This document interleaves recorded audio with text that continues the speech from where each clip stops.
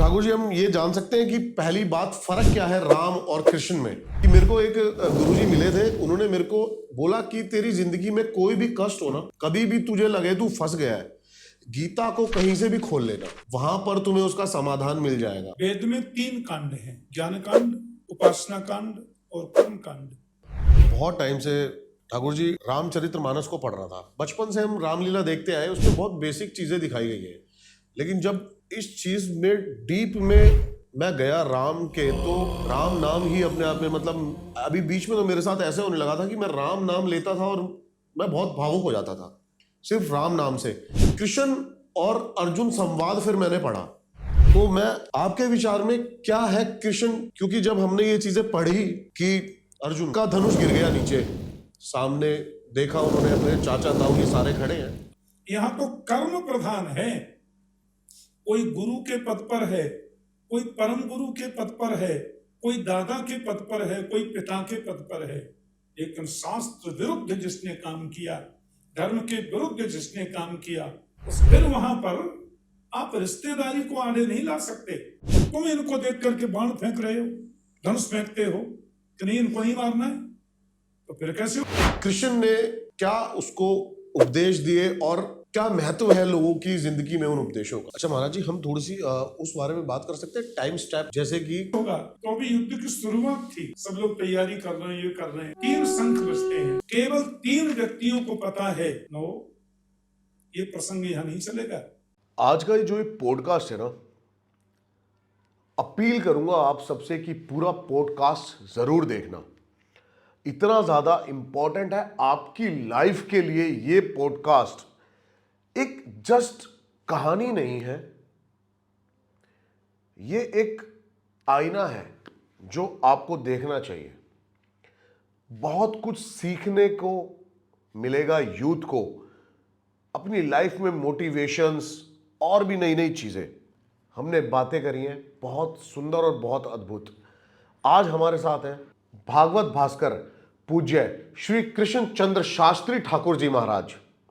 बहुत प्यारा पॉडकास्ट है, फिर से अपील कर रहा हूं, देखना जरूर, स्किप बिल्कुल भी मत करना। आज का जो ये पॉडकास्ट होने वाला है ना गाइस, बहुत ज्यादा स्पेशल और बहुत ज्यादा खास। आपको इतनी सारी चीजें स्पिरिचुअलिटी के थ्रू सीखने को मिल सकती हैं। स्टार्ट करते हैं इस पॉडकास्ट को। आज हमारे साथ है ठाकुर जी और हम गीता और रामचरितमानस के बारे में बात करने वाले हैं। तो ठाकुर जी, हम ये जान सकते हैं कि पहली बात फर्क क्या है राम और कृष्ण में? मैं बहुत बेसिक से स्टार्ट कर रहा हूं, क्योंकि जो हमारी ऑडियंस है ना, ये आजकल के नए यूथ और यंग जनरेशन है। राम कृष्ण दो एक हैं, अंतर नहीं निमेष, इनके नयन गंभीर हैं, उनके चपल विशेष। राम और कृष्ण में बिल्कुल अंतर नहीं है। ये परब्रह्म परमात्मा श्रीमन नारायण सर्वोच्च सत्ता, और ये हैं शक्ति आद्या शक्ति लक्ष्मी, और यही नारायण राम के रूप में प्रकट होते हैं त्रेता में, और वही आद्या शक्ति लक्ष्मी श्री जानकी जी के रूप में प्रकट होती हैं त्रेता में। तो नारायण ही राम और लक्ष्मी ही जानकी, और वही नारायण राम द्वापर में कृष्ण बन करके आते हैं, और वही लक्ष्मी सीता जी द्वापर में रुक्मिणी बन के आती हैं। तो नारायण ही राम है, राम ही कृष्ण है, लक्ष्मी ही सीता है, सीता ही रुक्मिणी है। तो दोनों तत्व एक हैं, बिल्कुल अंतर नहीं है।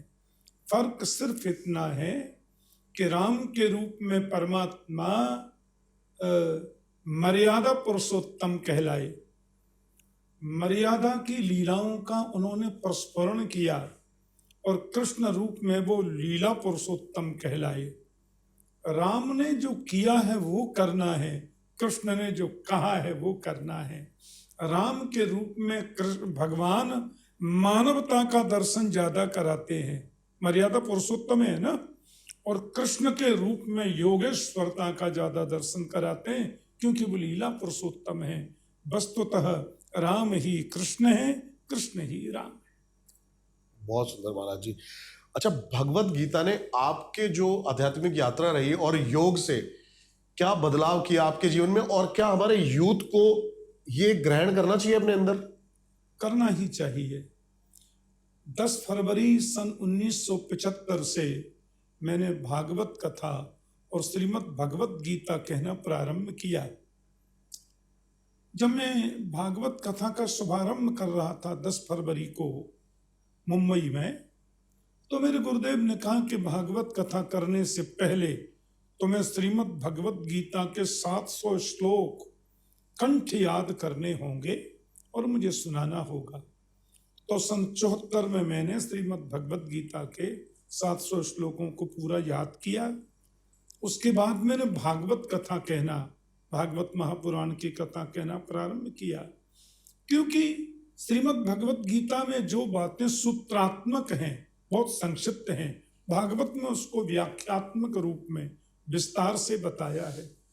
और मैं ऐसा मानता हूं कि कुछ और नहीं भी पढ़ पाए तो गीता सुगीता कर्तव्या किमन्यैः शास्त्र विस्तरैः या स्वयं पद्मनाभस्य मुख पद्माद विनिस्तृतम। गीता को जीवन का सुगीत बनाए। गीता कृष्ण के जीवन की डायरी है। तो कैसे रहना, कैसे सहना, कैसे बोलना, कैसे सोना, आहार शुद्धि, व्यवहार शुद्धि, आचार शुद्धि, अंगत विहार शुद्धि, व्यापार शुद्धि, इन सारी शुद्धियों का विस्तारीकरण श्रीमद् भगवत गीता में बताया गया है। तो गीता युवाओं को, बच्चों को अवश्य पढ़नी चाहिए। और मैं ऐसा मानता हूं, जैसा भोजन बहुत जरूरी है, जैसे सोना बहुत जरूरी है, जैसे खेलना बहुत जरूरी है, जैसे व्यापार व्यवहार आचार अंगत विहार सब जरूरी है, वैसे ही प्रत्येक सनातनी हिंदू बच्चे को, बल्कि मैं तो कहूंगा मानव मात्र को, भगवत गीता पढ़नी ही चाहिए। और उसके जीवन में इतना प्रभाव, इतना परिवर्तन आता है, उसका उदाहरण मैं स्वयं हूं। अब देखिए, श्रीमद् भगवत गीता में लिखा है, रात्रि को जल्दी सो जाओ, प्रातः जल्दी उठो। हमारे शास्त्र कहते हैं रात्रि को 10:30 बजे के बाद जागना मना है, सवेरे 4:30 के बाद सोना मना है। कभी कोई घर में बहुत बड़ा जागरण हो रहा है या कोई विवाह हो रहा है तो मजबूरी है, जगना पड़ता है। अमूमन रूटीन में हमको 10:30 के बाद बिल्कुल नहीं जागना चाहिए। 4:30 बजे उठिए और उठते ही, प्रातः उठते ही सबसे पहले अपने हाथों को देखो। कराग्रे वसते लक्ष्मी, करमध्ये सरस्वती, करमूले तु गोविंद, प्रभाते कर दर्शनम। अपने हाथों को देख। ये केवल श्लोक ही नहीं है और केवल ये बताने की बात नहीं है। कराग्रे वसते लक्ष्मी, कर के अग्रभाग में लक्ष्मी वास करती है। इससे हमको संदेश क्या मिलता है कि हम कर्मयोगी बने, कर्मनिष्ठ बने। कर्मनिष्ठ बनेंगे तो ही हम लक्ष्मीवान बन सकते हैं, तो ही हम धनवान बन सकते हैं, क्योंकि कर के अग्रभाग में लक्ष्मी रहती है। मतलब कर्म में ही लक्ष्मी वास। और कर्मध्य सरस्वती, सरस्वती मीन्स ज्ञान, कोई भी ज्ञान, साइंस का ज्ञान, इंग्लिश का ज्ञान, ये ज्ञान वो ज्ञान, तो कोई भी ज्ञान सरस्वती से प्राप्त होता है। ज्ञान माने सरस्वती। तो हम ज्ञानवान बने करके मध्य में, तो हम रोज प्रार्थना करें कि हमारा ज्ञान बढ़े। हे प्रभु आनंद दाता, ज्ञान हमको दीजिए, शीघ्र सारे दुर्गुणों को दूर हमसे कीजिए। तो हम ज्ञान संपन्न बने। और करमूले तो गोविंद, कर के मूल में गोविंद है। इसका मतलब ये है कि कर्म करते करते यदि निष्कामता जीवन में आ जाए, हमारा कर्म निष्काम बन जाए, तो गोविंद मीन्स परमात्मा भी हमसे दूर नहीं है, वो हमारे साथ है। तो हम कर्मयोगी बने, ज्ञान योगी बने और भक्ति योगी बने। ये तीनों उपदेश हमको प्रातः के संकल्प में लेना चाहिए। फिर उठते ही घूमने जाओ। एक स्वस्थ व्यक्ति को कम से कम 8 किलोमीटर रोज घूमना चाहिए। क्यों? पहला धर्म निरोगी काया। हमारा स्वास्थ्य बढ़िया है तो दिमाग बढ़िया रहेगा, स्वास्थ्य बढ़िया है तो बुद्धि बढ़िया रहेगी, स्वास्थ्य बढ़िया है तो कर्म में प्रवृत्ति बढ़िया होगी, और स्वास्थ्य बढ़िया नहीं है तो न तो कथा सुन पाएंगे, न हम पढ़ पाएंगे, न कर्मयोगी बन पाएंगे। इसलिए शरीर माध्यम खलु धर्म साधनम, कर्मयोगी बने, स्वास्थ्य को बढ़िया रखें, तो दौड़ लगाएं या घूमें, फिर घूम करके आए, स्नान करें, और स्नान के बाद में ज्यादा नहीं तो 40 मिनट योग करें। योग योग योग कर्मसु कौशलम, जीवन में योग बहुत जरूरी है। प्राणायाम करें, कपालभाति है, अनुलोम विलोम है, भस्त्रिका है, जो भी अपन सहजता में, ज्यादा हठ योग नहीं, निर्मल योग, सहज योग हमें करना चाहिए। उसके बाद फिर फल भक्षण करें, बादाम लें, रात्रि को 10 बादाम भिगो दें और उसमें 2 अखरोट डाल दें, सुबह उसको घिस करके लें, फिर थोड़ा पपीता लें, 1 सेब जरूर खाएं, और हो सके 1 अनार और 1 कीवी, दोनों का मिलाकर जूस निकाल के पी लें, चाहे वो आधी कटोरी ही हो। फिर अपने और नित्य के कार्य करके फिर अपना नाश्ता करें, अन्न ग्रहण करें। तो मैं ये कहना चाहता था कि श्रीमद् भगवत गीता हमको जीवन के आयामों से परिचित कराती है। भगवत गीता का ज्ञान, हम कर्मयोगी बने, हम भक्ति योगी बने और निष्ठात्मक ज्ञान योगी बने, इन तीनों बातों को हमको गीता, योग की पद्धति क्या है? योगश्चित्त वृत्तिर निरोध, जो आदमी नित्य योग करता है उसकी चित्त वृत्तियां निरुद्ध होती है, भटकती नहीं है, बुरे व्यसनों में उसकी प्रवृत्ति नहीं होती है। इसलिए होना चाहिए। आज मैं 64 रनिंग चल रहा है मेरा, और मैं नित्य ये सारे कार्य करता हूँ। फिर श्रीमद् भगवत गीता का नित्य पाठ करता हूँ। 1 अध्याय भगवत गीता पढ़ने के बाद ही, जैसे पहले फल वगैरह ले लिया, फिर मैं हवन करता हूँ नित्य, फिर भगवत गीता का 1 अध्याय पढ़ता हूँ। अभी भी, और तो मेरा नियम है, उसके बिना मैं अन्न नहीं लूंगा। फल जूस तो ले लिया मैं पहले, अन्न तभी लूंगा जब भगवत गीता, क्योंकि वो हमारा धर्म ग्रंथ है। आप तो फिर बहुत सारी बार उसको रिपीट कर चुके होंगे भगवत गीता को। पता नहीं कितनी बार कर चुका, जो मुझे कंठ ही याद है, उसके 700 श्लोक मुझे पूरे कंठ याद है। श्रीमद् भागवत महापुराण के 18,000 श्लोक मुझे कंठस्थ याद है, क्योंकि मैं अभी तक 1544 तो भागवत सप्ताह के पारायण कर चुका। अभी मैं कुल्लू मंडी में करके आया, उसके पहले पंचकूला में थी, अभी वृंदावन में होनी है। तो महीने में 3 सप्ताह कथा तो भागवत की मैं करता हूँ, और भागवत के हर 15 मिनट में मैं गीता के श्लोकों का उद्धरण देता हूँ। तो दोनों ग्रंथ भगवान की कृपा से मुझे प्राय कंठ याद है। तो वो तो पाठ की पद्धति से गीता रोज पढ़नी चाहिए। एक अध्ययन की पद्धति होती है, एक पाठ की पद्धति। तो पाठ की पद्धति मान संस्कृत में ही मैं उसको पढ़ता हूँ। इस सबको पढ़ना चाहिए। आप आश्चर्य करेंगे, तकरीबन 30 वर्षों से मैं प्रतिवर्ष जाता हूँ यूरोप, अमेरिका, कनाडा, इन सब जगह मेरे कार्यक्रम होते हैं। हमारे जितने सनातनी हिंदू भाई हैं, 30 वर्षों से अनवरत में यूएस जाता हूँ और कनाडा जाता हूँ, और बीच बीच में कभी यूरोपियन देशों में जाता हूँ। केवल 2 साल नहीं गया कोरोना काल में, विदेश यात्रा नहीं की। फिर इधर एशियन देशों में भी जाता हूँ, मलेशिया, थाईलैंड, एशिया के देशों में। मैं मलेशिया में कथा कर रहा था तो एक मौलवी सुनते थे कथा, हिंदू भाई तो सुनते ही थे, लंबी दाढ़ी वाला मौलवी, वो भी आके विष्णु मंदिर में कथा कर रहा था, मैं कुआलालंपुर में। तो मौलवी कथा सुनते बड़े भाव से, फिर उन्होंने जानकारी करी ठाकुर जी कहाँ ठहरे हैं, तो पूछ पाछ के बेचारे मेरे पास, आपके पास आए मुझसे मिलने। इनका आइए, तो मुझसे कहते हैं जय श्री राम। हम क्या बैठिए।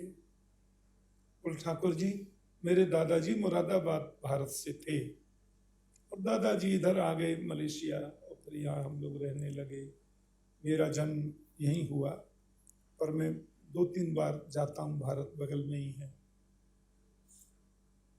वो मौलवी मुझसे कहता है मैं प्योर वेजिटेरियन हूँ, मैंने कभी अंडा मांस भी सेवन नहीं किया, और मैं ये दावे से कहता हूँ कि मानव के जीवन की ऐसी कौन सी समस्या है श्रीमद् भगवत गीता जिसका 1.5 मिनट में समाधान न कर दे। वो मौलवी कह रहा है मुझसे, मलेशिया का, 1.5 मिनट में गीता समाधान करती है। आपका कोई भी प्रश्न हो, साइंस का प्रश्न है, टेक्नोलॉजी का प्रश्न है, अध्यात्म का प्रश्न है, भक्ति का प्रश्न है, गीता समाधान 1.5 मिनट में। मौलवी मुझे, मेरे तो रोंगटे खड़े हो गए। हमने की कमाल है। और बोले मैं प्योर वेजिटेरियन हूँ और मैं भले ही मैं मुस्लिम हूँ, लेकिन मैं कहता हूँ गीता मानव मात्र का ग्रंथ है, युवाओं का तो विशेषकर पढ़ना ही चाहिए। मुझे बहुत अच्छा लगा। आपने जैसे ये अपने हाथों को देखने वाली बात बताई गुरुजी, तो शुरू से ही जो मेरे फादर हैं वो ये चीज करा करते थे, और उन्होंने मुझे एक बार बोला भी, लेकिन मुझे आज ये पता लगा है कि क्या अर्थ है हाथ देखने का। आपने बताया, साथ ही साथ अब मैं दूसरा आपसे क्वेश्चन करने वाला था, उससे पहले आपने आंसर दे दिया कि मेरे को एक गुरुजी मिले थे, उन्होंने मेरे को बोला कि तेरी जिंदगी में कोई भी कष्ट हो ना, कभी भी तुझे लगे तू फंस गया है, गीता को कहीं से भी खोल लेना, वहां पर तुम्हें उसका समाधान मिल जाएगा। आप इस बारे में थोड़ा सा और अगर कुछ बताना चाहें। हम लोग सनातनी हैं और हमारा जो धर्म ग्रंथ है वेद है। वेद वेद में 3 कांड हैं, ज्ञान कांड, उपासना कांड और कर्म कांड। चारों वेदों में 1,00,000 मंत्र हैं, उसमें 80,000 मंत्र हैं कर्म कांड के, 16,000 मंत्र हैं भक्ति यानी उपासना कांड के, और केवल 4,000 मंत्र हैं ज्ञान कांड के। वेद किसी मनुष्य की कृति नहीं है, किसी मानव ने, किसी संत ने, किसी महात्मा ने, किसी राइटर ने वेद नहीं लिखे। वेद परमात्मा के श्वासों से प्रकट होते हैं।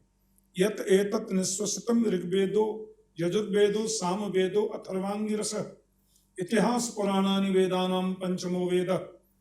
जाकर श्वास वेद श्रुतिचारी, परमात्मा के श्वासों से चारों वेद प्रकट होते हैं। पर वेद की भाषा इतनी क्लिष्ट है, इतनी कठिन है कि सब उसको पढ़ नहीं पाते, सब नहीं पढ़ पाते। इसलिए वेदों के आधार पर एक एक मंत्र पर हमारे ऋषियों ने एक एक ग्रंथ लिखा है। वेद में जहां ज्योतिष की बात आती है तो हमारे ज्योतिषाचार्य ऋषियों ने इतने मोटे मोटे ग्रंथ ज्योतिष पे लिख दिए। आधार सबका वेद है। वेद में जहां कर्म कांड की बात आती है, ऋषियों ने कर्म के बड़े बड़े ग्रंथ लिख दिए। वेद में जहां ज्ञान की बात आती है, ज्ञान, योग, मीमांसा, दर्शन, फिलोसफी, जिसको हम लोग सांख्य दर्शन कहते हैं, सब ऋषियों ने लिखे। योग में जहां कर्म की बात आती है, कर्म योग पर बड़े बड़े ग्रंथ ऋषियों ने लिखे। ऐसी महर्षि वेदव्यास ने वेद के आधार पर 18 पुराणों की रचना की, 18 पुराण लिखे। उनमें श्रीमद् भागवत बड़ा तात्विक पुराण है। वेदोपनिषदाम सारा जाता भागवती कथा। और श्रीमद् भगवत गीता जो है ना, ये उपनिषद है। आपने देखा हो गीता जब पढ़ते हो तो उसके लास्ट में, हर अध्याय के लास्ट लिखा रहता है श्रीमद् भगवत गीता सुपनिषत्सु, ऐसा लिखा रहता है। उसको पुष्पिका बोलते हैं हम लोग। तो गीता है गीतोपनिषद, उसका शुद्ध नाम है गीतोपनिषद। ये महाभारत में है गीता। तो गीता में जो बात अति संक्षिप्त और सूत्र रूप में बताई है, उसी को भागवत में विस्तार से कहा है। आप जो पूछ रहे थे ना भागवत गीता का, भागवत में श्रीमद् भागवत महापुराण और श्रीमद् भगवत गीता। हमारे यहाँ महाभारत को पंचम वेद कहते हैं, इतिहास का ग्रंथ है। एक होता है इतिहास, एक होता है पुराण। तो महाभारत जो इतिहास है, इतिहास पटम आसव इतिहास। महाभारत में बड़े बड़े रत्न हैं। महाभारत में एक संत हुए विदुर जी, नाम सुना है? हाँ, विदुर जी का नाम सुना। विदुर नीति महाभारत में बड़ी अद्भुत है। एक है महाभारत में उद्योग पर्व, हम कैसे उद्योगशील बने, इसकी व्याख्या उसमें बताई है। एक महाभारत में अलग अलग हैं, क्या साइंस की बात, क्या टेक्नोलॉजी की बात, वायव्यास्त्र, पाशुपतास्त्र, आग्नेयास्त्र, ब्रह्मास्त्र। ब्रह्मास्त्र को ही हम न्यूक्लियर बम कहते हैं, ब्रह्मास्त्र को। महाभारत में ही रत्न है भगवत गीता।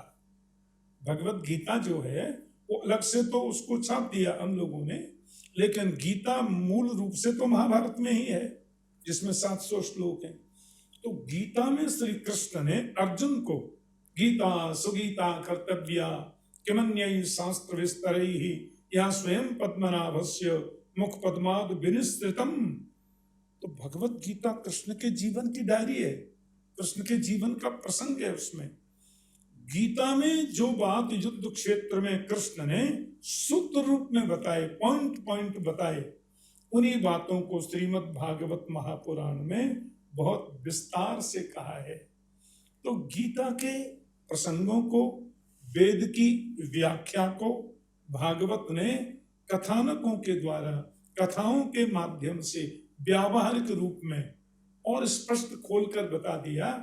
और गीता में और श्रीमद् भागवत महापुराण में जितनी कथाएं, कोई भी कथा हमारे ऊपर है, जो भी प्रसंग उसमें आता है, उस प्रसंग में उसके मूल केंद्र में अपने को बिठा दो कि ये मैं हूं, तो आपको लगेगा ये पूरी कथा जो चल रही है वो मेरे जीवन की डायरी है, ये मेरे जीवन को ही दर्शा रही है।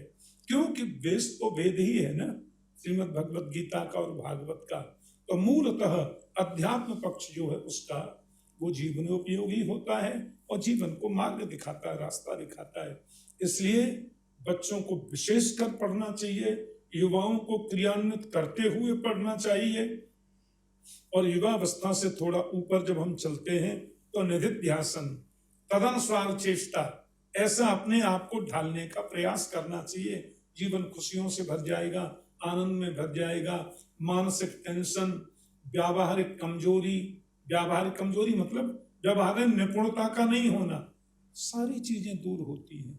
हम व्यावहारिक रूप में, आध्यात्मिक रूप में, भक्ति के पक्ष में, कर्म के पक्ष में, औद्योगिक क्षेत्र में, हर कार्य में हमारी बढ़ोतरी होती है। क्यों? कि वो अनुभव की चीज है, अनुभव में उतरती है। मैं बहुत टाइम से ठाकुर जी रामचरितमानस को पढ़ रहा था। बचपन से हम रामलीला देखते आए, उसमें बहुत बेसिक चीजें दिखाई गई है, लेकिन जब इस चीज में डीप में मैं गया राम के, तो राम नाम ही अपने आप में, मतलब अभी बीच में तो मेरे साथ ऐसे होने लगा था कि मैं राम नाम लेता था और मैं बहुत भावुक हो जाता था सिर्फ राम नाम से। कृष्ण और अर्जुन संवाद फिर मैंने पढ़ा, तो मेरी तो क्षमता नहीं है कि मैं एक्सप्लेन कर पाऊं ये चीज। आपके विचार में क्या है कृष्ण? क्योंकि जब हमने ये चीजें पढ़ी कि अर्जुन का धनुष गिर गया नीचे, सामने देखा उन्होंने, अपने चाचा ताऊ ये सारे खड़े हैं, तो कृष्ण ने क्या उसको उपदेश दिए और क्या महत्व है लोगों की जिंदगी में उन उपदेशों का? असल में दुनिया का एक अद्भुत जो धर्म है वो है सनातन धर्म। और संसार में सबसे कम जातियां किसी में है तो हिंदुओं में है, सबसे कम जाति। और दुनिया में सबसे ज्यादा बिरादरियां कहीं हैं तो वो इस्लाम में है। हिंदुओं में जाति बहुत कम। चातुर्वर्णम मया सृष्टम गुण कर्म विभागस, कर वो एक अलग प्रसंग होगा। तो उसमें जो क्षत्रिय, जो लोहे का काम करने लगे उनको हमने लोहार बोल दिया। जो सोने चांदी का काम करने लगे उनको हमने सुनार या स्वर्णकार बोल दिया। जो अध्यात्म विद्या में पारंगत होकर लोगों के मार्गदर्शक बने उनको हमने पंडित जी, ब्राह्मण कहना शुरू कर दिया, जो शुद्ध सात्विक रूप में। और जो पूरे समाज की रक्षा करें उसको हमने क्षत्रिय कहा। जैसे छाता तानते हैं छत्र, तो छाता के तानने से बरसात से रक्षा, ओले से रक्षा और धूप से रक्षा, सबसे रक्षा होती है ना हमारी। ऐसे ही अपने प्राणों की बाजी लगाकर जो पूरे समाज की रक्षा करे उसको क्षत्रिय कहते हैं।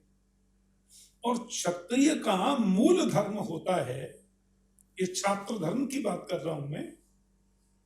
पिता यदि सामने आ जाए और पिता पुत्र को ललकारे कि तुम्हें मुझसे युद्ध करना है, तो कहते हैं पुत्र को पिता से भी युद्ध करने का अधिकार है क्षत्र धर्म में। तो अर्जुन के मन में जो विसंगति आई उसको कृष्ण ये बताने का प्रयास कर रहे हैं, ये तुम्हारे दादा हैं भीष्म पितामह, और ये तुम्हारे कुल गुरु हैं कृपाचार्य, और ये तुम्हारे शिक्षा गुरु हैं द्रोणाचार्य, और ये तुम्हारे ताऊ जी के बेटा हैं, सब कौरव 100 भाई। नो, ये प्रसंग यहां नहीं चलेगा।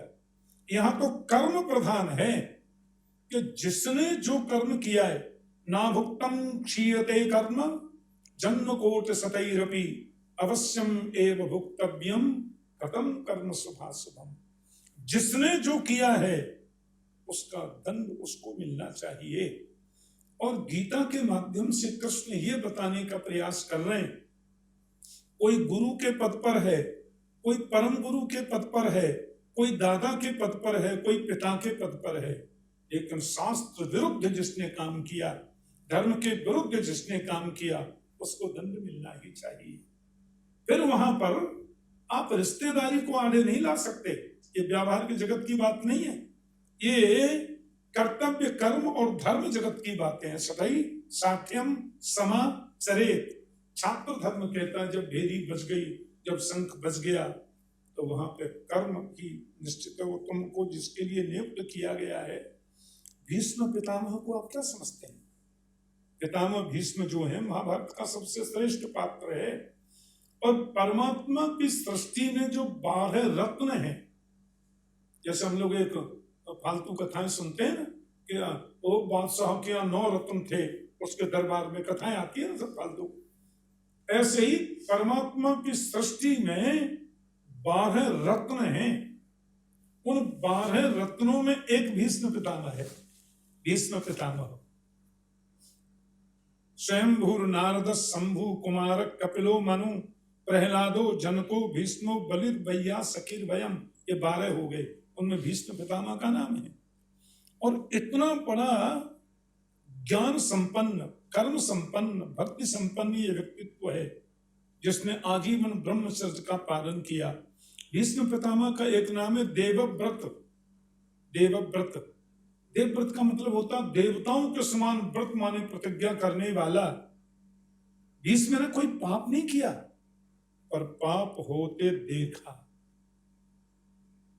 और तुम कहते हो मेरा दादा है, इसको कैसे मारूं? तुम्हारा बाण गिर रहा है, तुम्हारा धनुष गिर रहा है, दिस इज रॉन्ग। भरी सभा में द्रौपदी का अपमान हुआ।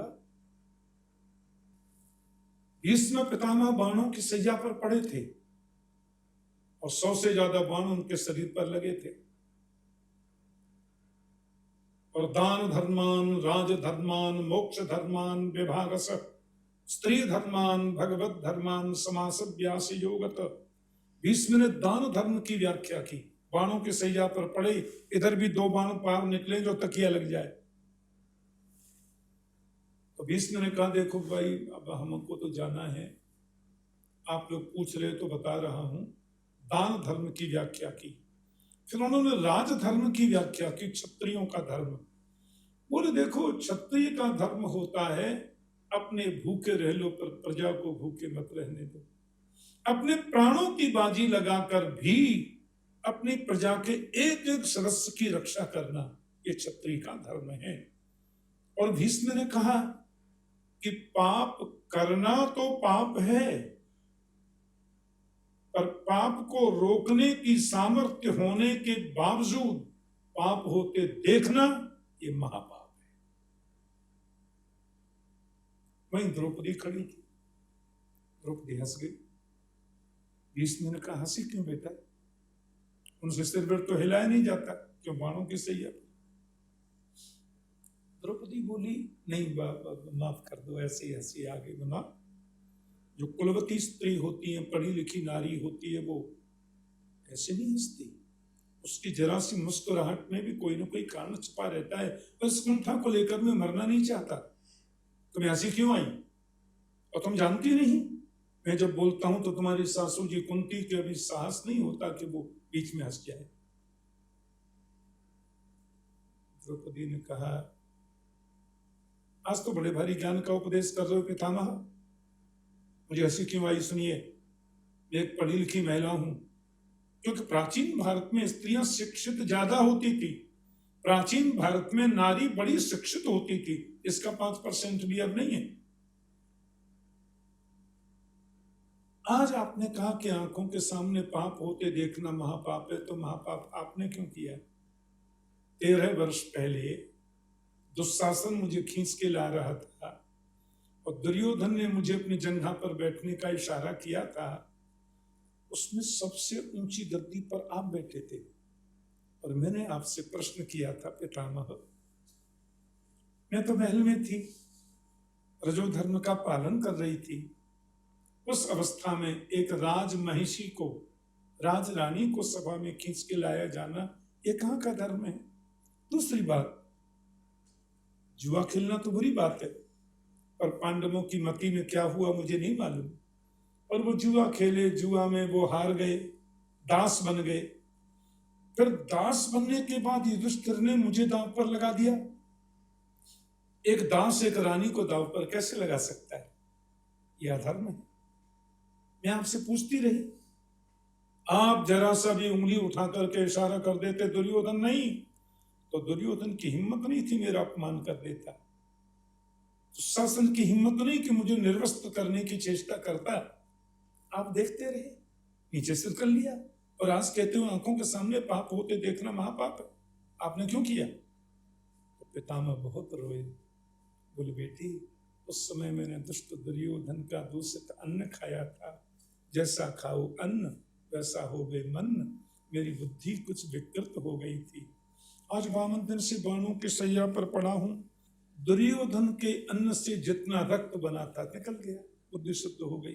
पर एक बात और कहूं, 2000 बिच्छू यदि एक संग डंक मारे, उन बिच्छुओं के डसने से जितनी तकलीफ होती है उससे 1000 गुना कष्ट मुझे हो रहा है, पर मैं सब सह रहा हूं, एक शब्द बोला नहीं। ये अर्जुन, इसको बाण पकड़ना मैंने सिखाया। बेटी, मेरे हाथ में यदि धनुष बाण हो तो मनुष्य नहीं, देवराज इंद्र मुझसे युद्ध नहीं कर सकता। अर्जुन बाण मारता गया, मैं गिरता गया। इतने बाण इसने मारे। ये बच्चा जिसको उंगली पकड़कर चलना मैंने सिखाया, मेरा पोता, और जब इसने गिर दिया तो मैंने कहा भाई तकिया तो लगा दे, तो इसने 2 बाण और मार दिए, मेरा सिर फोड़कर तकिया बन गई। मैं सहता गया। क्यों? क्योंकि मैं उसी पाप का प्रायश्चित कर रहा था कि वो मेरे जीवन में गलती हुई। ऐसे कितने ही कार्य भीष्म 12 भागवतों में एक हैं, 12 रत्नों में एक हैं, परंतु हस्तिनापुर के प्रति इनका इतना लगाव कि गलत बात का भी समर्थन सा कर दिया, मूक समर्थन। और तुम इनको देख करके बाण फेंक रहे हो, धनुष फेंकते हो कि नहीं इनको नहीं मारना है, तो फिर कैसे होगा? ये क्षत्रिय धर्म के विपरीत है, ये कर्म के विपरीत है। शास्त्र कहते हैं सढ़ई साठ्यम समाचरेत, और महाभारत एक बड़ा उज्जवल निर्मल ग्रंथ है। गलती जिसने भी की, वो चाहे गुरु है चाहे गुरु का बाप है, उसको दंड मिलेगा और सरेआम मिलेगा। मिला, भीष्म पितामह को मिला। द्रोणाचार्य गुरु के रूप में है। द्रौपदी के भाई धृष्टद्युम्न ने भरी सेना के मध्य उनका सिर कलम कर दिया, मार दिया। तो इसलिए भगवान कहते हैं कि तुम्हें ये धनुष नहीं छोड़ना चाहिए, तुम्हें इस प्रकार व्यथित नहीं होना चाहिए। इस समय ये मेरे दादा बाबा, क्यों? इन्होंने वो किया जो इनको नहीं करना था, और जो करने वाले थे उनका समर्थन कर दिया। अब यदि ये धर्म की दुहाई देते हैं तो ठीक नहीं है। इसलिए, और तुम क्षत्रिय हो, मैं तुमसे कहता हूं कि धनुष उठाओ, किन कर्तव्य विमूढ़ मत बनो, कर्मयोगी बनो, और इनको दंड देना है। तुम नहीं दे रहे हो, इनका कर्म ही तुम में प्रवेश करके इनको दंड दिला रहा है। क्योंकि नाभुक्तम क्षीयते कर्म, जिसने जो किया उसको भोगना पड़ेगा। इसलिए श्रीमद् भगवत गीता में कृष्ण ने अर्जुन को कर्म के प्रति निष्ठावान होने का उपदेश प्रथम 2 अध्यायों में उसकी व्याख्या की। और फिर तो अर्जुन पूछते गए, ऐसा मेरा मन व्यथित हो रहा है, ये मुझे कैसे करना है, ये मुझे कैसे करना है। तो फिर भगवान ने कर्म की व्याख्या, धर्म की व्याख्या, भक्ति की व्याख्या, गीता का 12वां अध्याय पूरा भक्ति योग का अध्याय है, उसकी व्याख्या उन्होंने विस्तार से की। इसलिए श्रीमद् भगवत गीता जीवनोपयोगी है। जीवन तो मैं अर्जुन अध्यात्म रूप में देखें तो वही पांडवों का बीच का भाई अर्जुन और वसुदेव देवकी का बेटा कृष्ण न हो, ये तो एक प्रसंग है। अर्जुन मैं हूं और कृष्ण साक्षात परब्रह्म। सर्वोपनिषदो गावो दोग्धा गोपाल नंदन, ये जितने उपनिषद हैं ये सब गाय हैं, और उन उपनिषदों को वेद रूपी गाय को दुहने वाला कृष्ण है। उसने जब गाय रूपी उपनिषदों को दुहा तो गीता जैसा अमृत तुल्य दूध निकला, जिसको पीने से हम हर प्रकार से पुष्ट होते हैं, इसलिए पीना चाहिए। अच्छा महाराज जी, हम थोड़ी सी उस बारे में बात कर सकते हैं, टाइम स्टेप। जैसे कि कई बंदे, मैंने भी पढ़ा था कहीं कि जैसे कि जब कृष्ण उपदेश दे रहे थे अर्जुन को, तो इतनी गीता उन्होंने सुनाई उसको, तो क्या उस समय क्या हुआ होगा, क्या माहौल होगा? ऐसा थोड़ी है कि सब कुछ मतलब सब खड़े हैं देख रहे हैं और वो उपदेश दे रहे हैं। नहीं नहीं, धर्म युद्ध है। आपको एक बात बताएं, इसको हम लोग धर्म युद्ध कहते हैं। उस समय युद्ध आरंभ नहीं हुआ है, और युद्ध कोई 10-20 हजार लोगों का युद्ध थोड़ा ही है। 18 अक्षौहिणी सेना, एक अक्षौहिणी सेना में 10 लाख से ऊपर सैनिक होते हैं। 18 अक्षौहिणी सेना थी दोनों तरफ की, और बड़े बड़े देश देशांतर के राजा अपनी सेना लेके आए थे। भगवान कृष्ण की सेना कौरवों की ओर है और कृष्ण स्वयं पांडवों की ओर है। जब युद्ध चल रहा था तो दोनों गए थे ना सहायता लेने। जैसे आजकल युद्ध होता है तो ये देश उसकी सहायता कर रहे हैं, ये उसकी। ऐसे ही युद्ध में जब दुर्योधन गया कौरवों की ओर से और अर्जुन गए पांडवों की ओर से, भगवान ने देख लिया दोनों आ रहे हैं, जैसे इधर पर्दा लगाए देख लिया, फिर सो गए पलंग पे। और सैनिक से कहा कि देखना कौन पहले आता है। तो पहले अर्जुन गया, उसके पहले दुर्योधन पहुंच गया।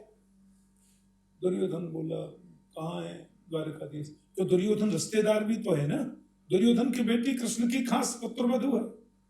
हाँ, दुर्योधन कृष्ण का समधी है। अच्छा, ये नहीं पता था। हाँ, दुर्योधन की जो बेटी है वो कृष्ण के बेटा सांब की पत्नी है। जाम्बवती का पुत्र जो सांब है कृष्ण का पुत्र, हाँ जी, वो दुर्योधन की बेटी का पति है। अच्छा। और दुर्योधन कृष्ण की बुआ की जेठानी का बेटा है। वो भी तो बुआ ही लगी ना, कई रिश्ते हैं। तो इस नाते, और दुर्योधन कृष्ण से बड़ा है उम्र में, तो वे कहाँ है, इसलिए उनका अंदर जाने तक का अधिकार है, मैं ये बताना चाहता हूँ। रिश्तेदार है। भगवान ने चद्दर में उसे देख लिया, दुर्योधन आ गया और आकर के वो कृष्ण के सिरहाने बैठ गया, सिर की ओर। उसके आधा पौना घंटे बाद अर्जुन आए। अर्जुन ने कृष्ण को ऐसे प्रणाम किया, चरणों की ओर बैठ गए। भगवान तुरंत उठ गए, अरे अरे अरे अर्जुन अर्जुन अर्जुन, आओ आओ, कहाँ कब आए तुम, कैसे आओ, सब ठीक है ना, बुआ जी अच्छी है, परिवार में सब आनंद मंगल है। दुर्योधन बोला मैं पहले आया हूं, पौना घंटे पहले से बैठ। भगवान बोले अरे आप भी आए हैं क्या? अब देखो मेरी नजर तो अर्जुन पर पहले पड़ी, तो अधिकार उसी का बनता है। भगवान संदेश दे रहे हैं कि जो मेरे सामने रहता है उसी को मैं देखता हूं। सक्देव प्रपन्नाय तवास्मि तूति याचते। क्या चाहिए अर्जुन? एक तरफ रहेगी मेरी सेना, एक तरफ रहूंगा मैं, मेरे लिए तुम दोनों बराबर हो, रिश्तेदार, और राजनीतिक दृष्टि से मैं दोनों की सहायता करूंगा। और मैं जिस तरफ रहूंगा मैं धनुष बाण नहीं चलाऊंगा, तलवार नहीं उठाऊंगा, कुछ नहीं। ज्यादा बोलोगे तो सारथी बन सकता हूं, मेरे को रथ हाँकना आता है। और एक तरफ रहेगी मेरी नारायणी सेना, जो भारत की श्रेष्ठ सेनाओं में एक है। क्या चाहिए बोलो? अर्जुन बोले मुझे सेना नहीं, आप चाहिए। दुर्योधन बोले मन में सोचा पागल है, मुरली थोड़ी बजवानी है, और तो युद्ध वाला चाहिए। भगवान ने कहा ठीक है, तो युद्ध सेना तुम्हें मिल जाएगी। और धर्म युद्ध होता था। रात्रि को सब साथ में बैठते हैं, हंसी मजाक कर रहे हैं, सब एक दूसरे से बात कर रहे हैं, सूर्यास्त हुआ, शंख बजा, युद्ध खत्म।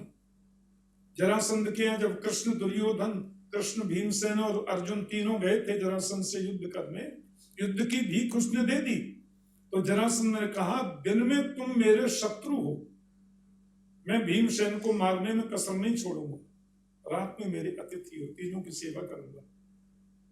धर्म युद्ध है।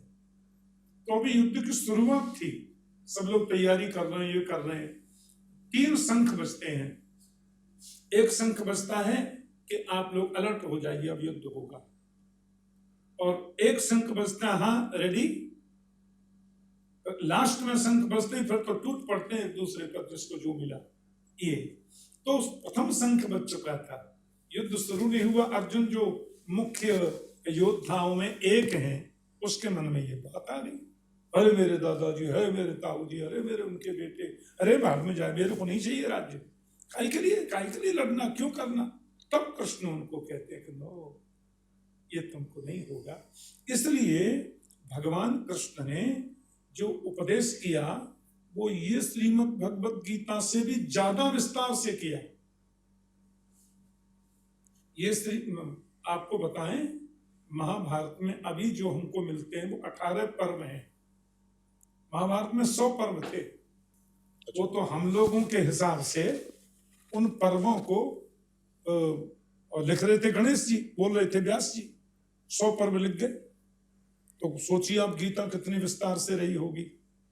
फिर उसको शॉर्ट किया कि कलयुग के लोग लैला मजनू का सिनेमा देखेंगे, उनकी समझ में क्या आएगा, प्रेम क्या होता है, भक्ति क्या होती है। उनकी तो स्थिति विचित्र है। जरा जरा सी बात पर उनका बीपी हाई होता है, अब बीपी लो हो गया, बीपी हाई हो गया, जा बिलाओ ना, बीपी यूं करो, छोटी छोटी उम्र में यह हालत होती है। वो इतना बड़ा महाभारत पढ़ेंगे, इतनी श्रीमद् भगवत गीता। तो जो महाभारत का शुद्ध रूप है वो स्वर्ग में देवताओं के यहाँ स्थापित है, उसमें से शॉर्ट करके 18 पर्व का महाभारत 1 लाख श्लोकों का वो हमको प्राप्त हुआ है। तो जितनी देर कृष्ण गीतोपदेश कर रहे हैं, दूसरी बात, जब हम संस्कृत का श्लोक बोलते हैं तो उस समय तो भाषा विश्व की संस्कृति थी, तो वो संस्कृत में बोल रहे हैं तो वो थोड़ा शॉर्ट में हो जाता है, जल्दी हो जाता है, बड़ी बात हो जाती है। अब उसको हम जब हिंदी में व्याख्या करते हैं तो वो श्लोक का 10 गुना व्याख्या बढ़ जाती है हिंदी में समझने में, इसलिए हमको और बड़ी लगती है। आपके विचार कर्ण के लिए क्या है? कर्ण को किस नजरों से देखते हो आप?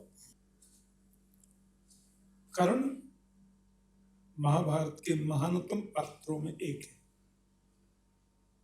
कर्ण दानवीर है। कर्ण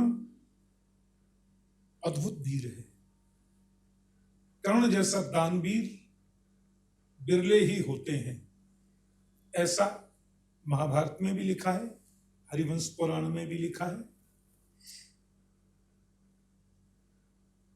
महाभारत जो हम टीवी में देखे थे उसमें मैंने ऑब्जेक्शन किया था। अच्छा। टीवी में जो रामायण सीरियल आया उसमें जो राम बने वो तो कई बार मेरे घर भी आए हैं।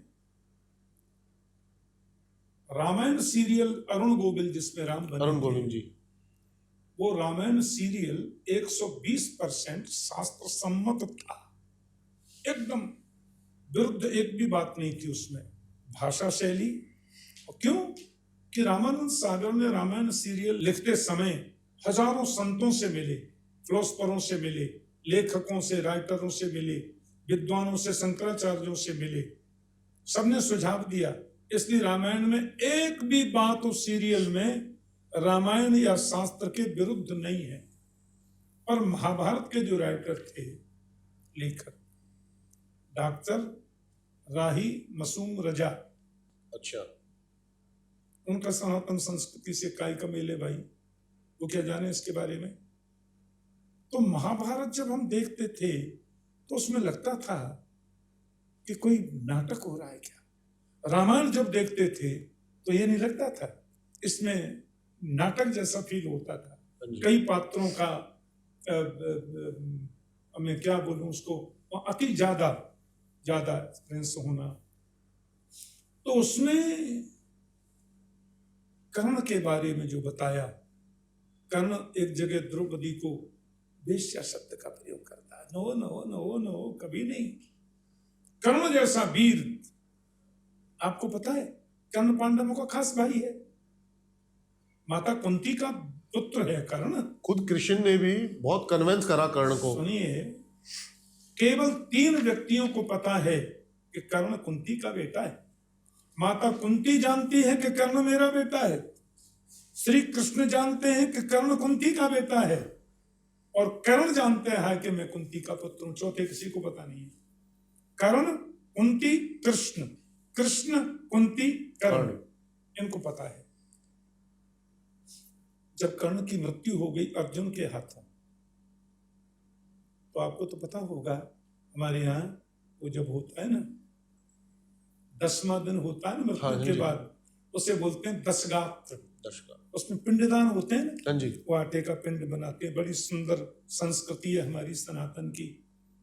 तो युधिष्ठिर जी सबके नाम से पिंडदान कर रहे हैं, क्योंकि दुर्योधन उनका भाई है, ताऊ का बेटा है, सगोत्री को दे सकते हैं, अपने गोत्र का है, तो उनके यहाँ तो कोई बचा नहीं, तो दुर्योधन, दुशासन, इन सब के नाम से वो दे रहे हैं।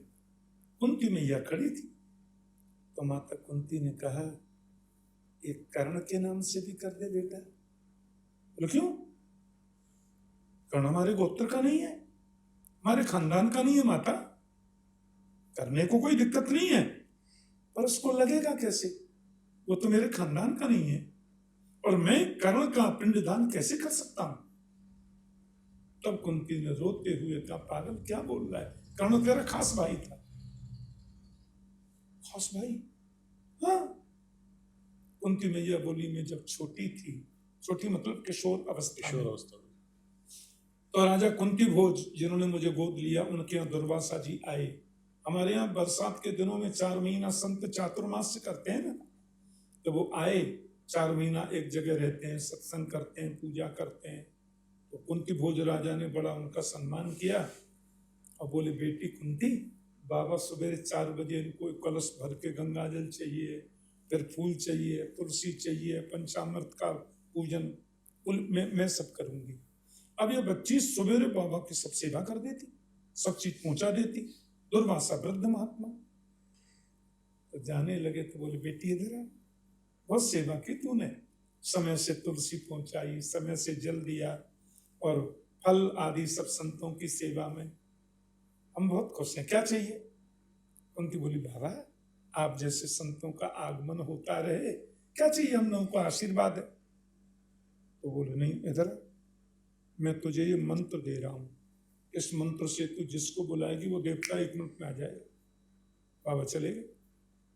अब कुंती किशोरी थी, अब घरों में झूला होते हैं ना, आंगन में झूला पे झूल रही थी, सूरज को देखा, बहुत चमकता है, मालूम नहीं मेरे को मंत्र आता, बोलूं क्या? उसने मंत्र बोल दिया, सूरज आ गए। क्या चाहिए? कौन हूं? मैं सूरज हूं, आपने बुलाया ना अभी। अरे मैं तो ऐसी मंत्र की परीक्षा, वो नहीं, आपको मेरे जैसा पराक्रमी पुत्र अभी मिलेगा। कुंती की गोद में कर्ण आ गया तुरंत एकदम। तो इसके कवच भी था, कुंडल भी थे, सोने के दांत भी थे, ऐसा बालक था ये। कुंती बोली कि ये तो बड़ा अनर्थ हो गया, अब मैं समाज को क्या कहूंगी। ये उसने लता पत्र में लपेट कर उसको गंगा में बहा दिया। तो एक अधिरथ नाम का सूत मल्लाह, मल्लाहों का राजा, उसकी पत्नी का नाम था राधा, उसने उस बच्चे को निकाला और पत्नी से बोले हमको बेटा नहीं था, भगवान ने बेटा दे दिया। तो कुंती का बेटा जो कौंतेय कर्ण है, वो राधा का बेटा राधे हो गया, मल्लाह का बेटा कहलाया, सूत पुत्र हो गया। कर्ण तेरा खास भाई था बेटे।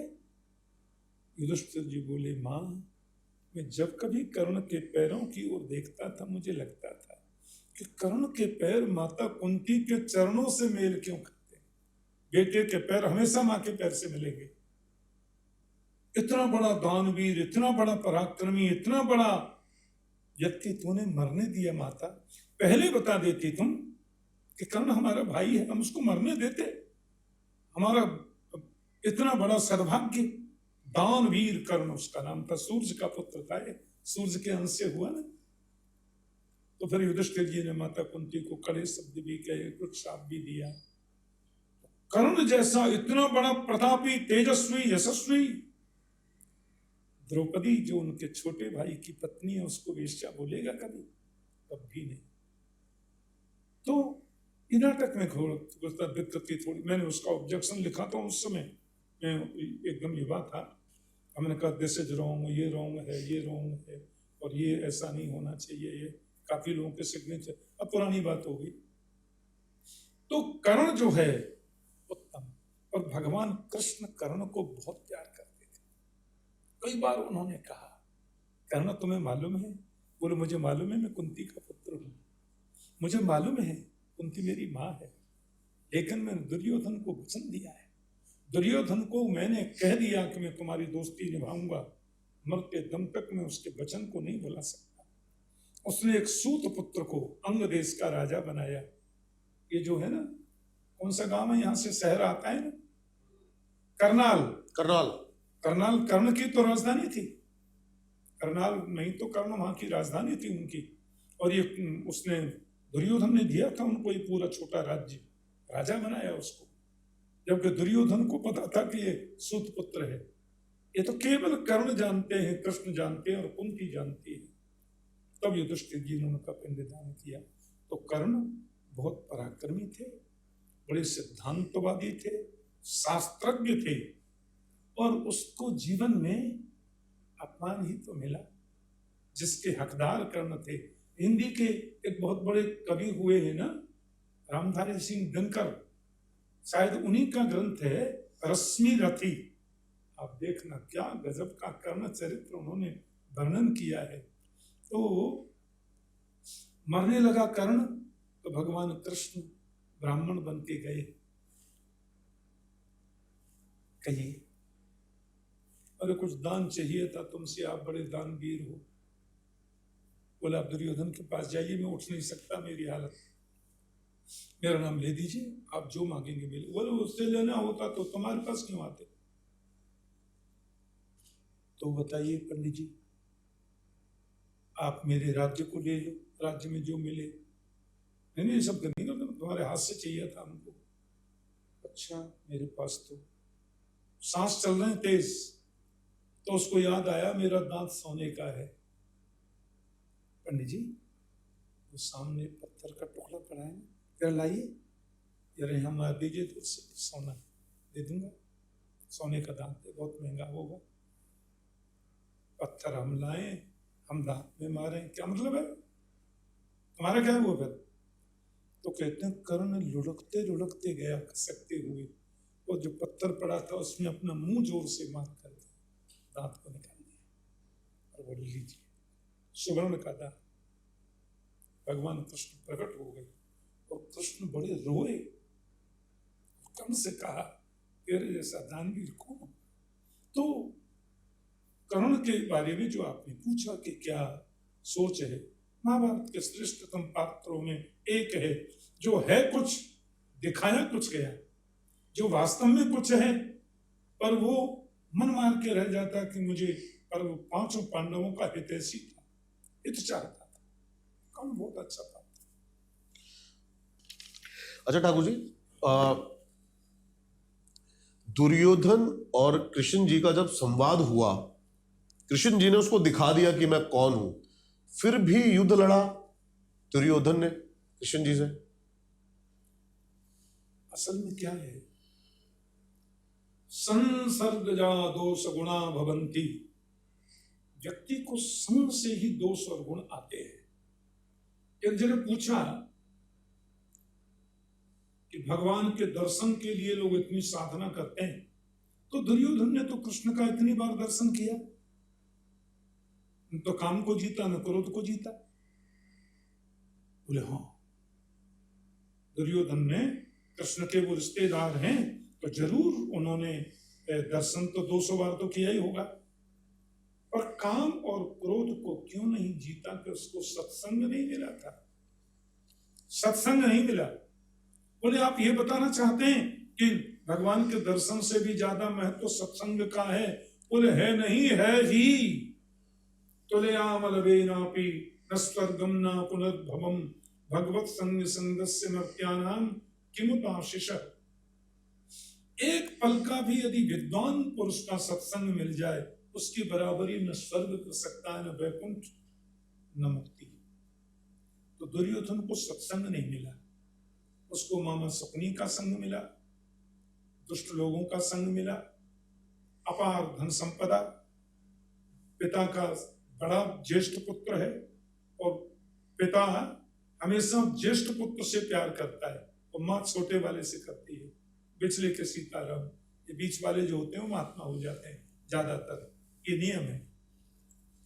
तो दुर्योधन को एक बार कृष्ण ने कहा था, क्यों करता है, गलत है, तू जानता नहीं धर्म क्या है, ये अधर्म है। तो दुर्योधन ने कहा, महाभारत में लिखा है कि जानामि धर्मम नहीं में प्रवृत्ति, जानाम्य धर्मम न च मे निवृत्ति, केनापि देवेन हृदि स्थितेन यथा नियुक्तोस्मि तथा करोमि। दुर्योधन कह रहा है, मैं धर्म को जानता हूं कृष्ण, उसको उस पर चल नहीं सकता। मैं धर्म को जानता हूं पर उस पर चल नहीं सकता, और मैं अधर्म को जानता हूं पर उसको छोड़ नहीं सकता। अधर्म को जानकर भी मैं छोड़ नहीं सकता, धर्म को जानकर भी मैं उस पर चल नहीं सकता। क्यों? तो केनापि देवेन हृदि स्थितेन यथा नियुक्तोस्मि तथा करोमि। पता नहीं, कोई देव मेरे हृदय में बैठा है और वो जो जो नियुक्त करता जाता है मैं वो कर रहा हूं। इसका मूल कारण यही हुआ, संग। संग बढ़िया मिले तो काला भी गोरा हो जाता है, और संग बुरा मिले अच्छा भी बुरा हो जाता है। अच्छा ठाकुर जी, यूथ जो है आजकल हमारा, ये 1 मिनट में डिप्रेशन में चला जाता है, छोटी छोटी चीजों में डिप्रेशन में चला जाता है। आप क्या मैसेज देना चाहेंगे? बस असल में जो युवा है ना, यूथ, जी, वो राष्ट्र की नींव होता है, राष्ट्र का निर्माता होता है। इसलिए उसको निश्चित रूप से आलस्य का त्याग, धर्म में आस्था। अब यहां धर्म का मतलब केवल आरती करना नहीं है, वो तो उपासना है। धर्म का तात्पर्य केवल भोग लगा के भोजन करना नहीं है, वो आस्था है। धारणात धर्म मित्याहु धर्मो धारयति प्रजा। धारण करने का नाम धर्म है, और वो बचपन से होना चाहिए। धर्म जो है ना, ये बचपन का विषय नहीं है, ये बचपन का विषय है। धर्म बचपन से जानो, और धर्म को जो हमने केवल आरती पूजा यहां तक सीमित कर दिया, ये रॉन्ग, गलत है। वो उपासना है, धर्म का ही अंग है, पर उसको हम बोलते हैं उपासना, भक्ति। धर्म का मतलब है धारणात धर्म मित्याहु धर्मो धारयति प्रजा। जो धारण करे वो धर्म है। रात को 10:30 सोना है तो सोना है, ये धर्म है। सवेरे उठ करके मॉर्निंग वॉक पे जाना है, ये धर्म है। और आकर के योगा करना है, ये धर्म है। टाइम से स्कूल जाना है, ये धर्म है। और स्कूल में निष्ठा से बुद्धि का प्रयोग करके हमको अध्ययन करना, ये धर्म है। और विद्या की अधिष्ठात्री देवी सरस्वती, नमस्ते शारदे देवी काश्मीर पूर्वासिनी त्वाम हम प्रार्थये नित्यम विद्यादानम च देहि में। उनकी उपासना करना धर्म है।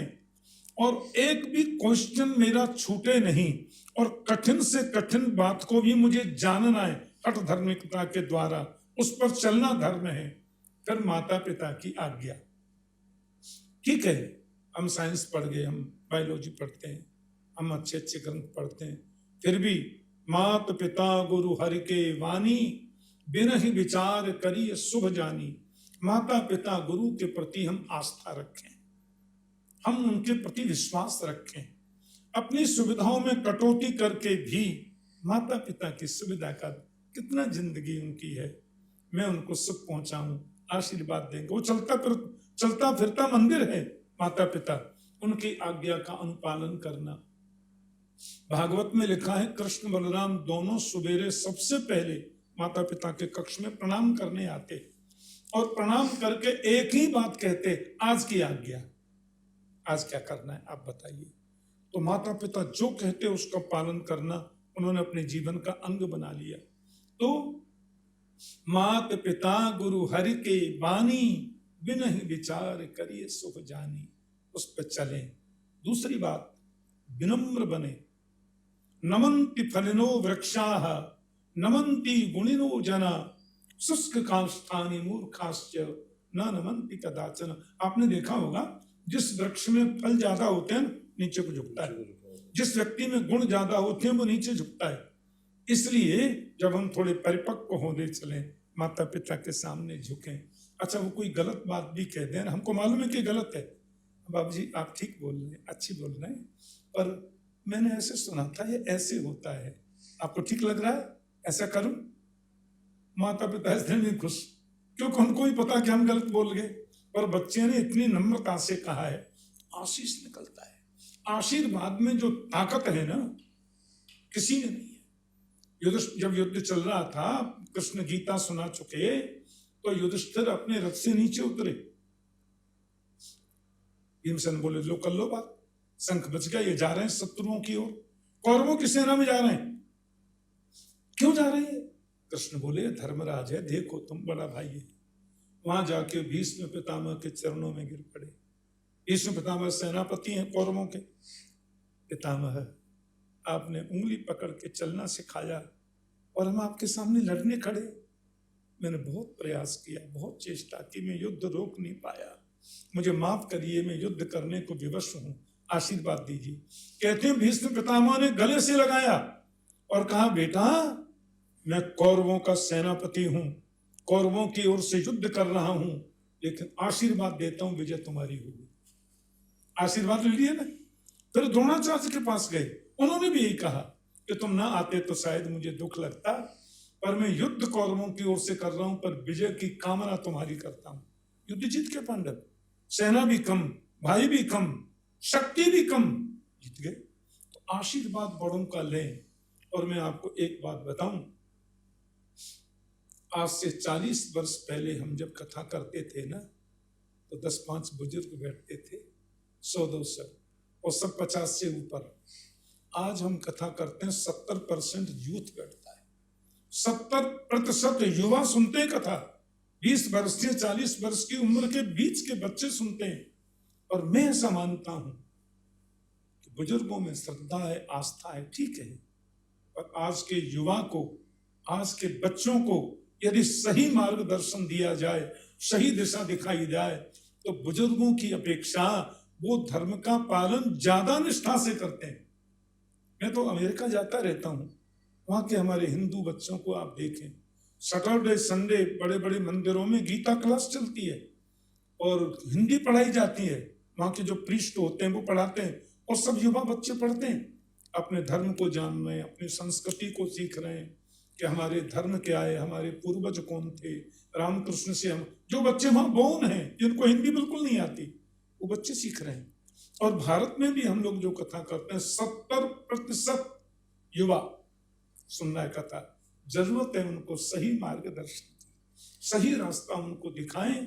तो आप वृंदावन जाके देखिए, अंग्रेज लोग, हजारों अंग्रेज वृंदावन में रहते हैं, उनका 15 वर्ष का बच्चा आपको संस्कृत में गीता कंठस्थ सुना रहा है। चोटी, माथे पे तिलक, गले में कंठी, उनका गुरुकुल चलता है, उसमें इंग्लिश हिंदी सारी चीजें पढ़ाते हैं, बच्चे तिलक लगा रहे हैं। और उनसे आप प्रश्न करो गीता के बारे में, कितनी अच्छी बात करते हैं। हमारे भारत में युवा कितने मिशन काम कर रहे हैं, जिसमें युवा बच्चे धर्म की सही व्याख्या जानकर उस पर चल रहे हैं। बुजुर्गों की सेवा, गरीबों की सेवा, कई जगह वॉलंटियर करते हैं, कथाओं में भीड़ हो रही है, छोटे छोटे बच्चे पानी सर्व कर रहे हैं, लोगों को नाश्ता दे रहे हैं, लोगों को प्रसाद वितरण कर रहे हैं, झाड़ू लगा रहे हैं, और कथा में ऐसे बैठ के सुन रहे हैं। जूता स्टैंड पर खड़े होके टोकन दे रहे हैं, आपका जूता रख रहे हो, कथा भी सुन रहे हैं।